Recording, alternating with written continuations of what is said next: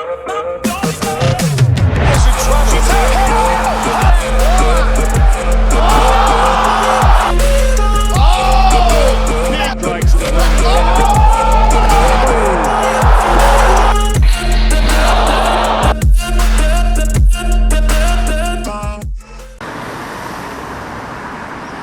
روز پیش از برگزاری بازی نخستین تیم منتخب تاجیکستان در مرحله گروهی جام آسیا 2025 بین جوانان تا 17 ساله گروه جدید تلویزیون ورزش و مکان برگزاری مسابقه آمده رسید و این حال ما در نزد مهمانخانه قرار داریم که تیم منتخب ما آنجا بود و باش دارند و آمادگی‌های خود را می‌بینند برای برگزاری اولین بازی.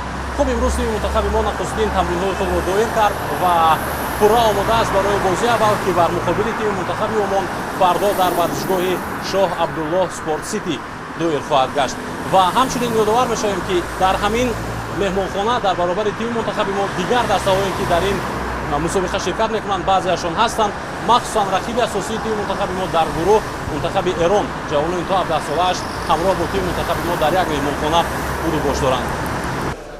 یک روز پیش از بازی اول منتخب تاجیکستان زیر راهبری مربی ایتالیایی تمرین‌های خود را انجام داده پورا برای بازی در پیش ایستاده آماده شد.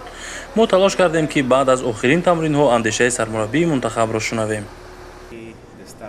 پیش از همه من خیلی شدم که اینجا هستیم. ما تصمیم داریم که تمام قوامون را برای غلبه منتخب تاجیکستان صرف کنیم. فدراسیون فوتبال تاجیکستان در هر حالت و هر لحظه ما را دستگیری میکند و من برای این منتداری بیان کردنیم. تشکر کردنیم به خاطر شرایط مهیا کردنشان که ما توانستیم با بچه‌ها یکجا باشیم و آمادگی خوب بینیم.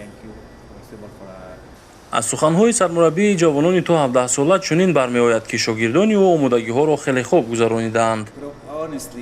راستش را بگویم قرعه‌کشی برای ما نه چندان باورور گذشت، چون که همه دسته‌ای که ما مقابلشان بازی خواهیم کرد تیم‌های قوی هستند. به نظر من همه دسته‌ها خیلی قوی هستند. البته ما در گذشته در یک بازی عمان را شکست داده بودیم، ولی از آن بازی تا حال بسیار تغییرات در این دسته دیده می شود. پگاه برای ما بازی خیلی مهم است و ما باید که نتیجه خوب به دست بیاریم و در عموم برای به جام جهان رفتن تلاش کنیم. این هدف فدراسیون فوتبال تاجیکستان و هدف من و هدف کلی فوتبال بازان دسته می باشد.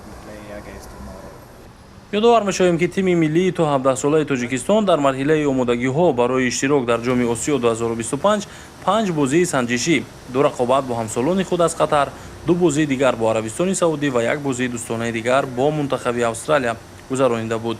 با همین مرحله آمادگی دسته ما برای برگزاری اولین رقابت در جام آسیا به پایان رسید.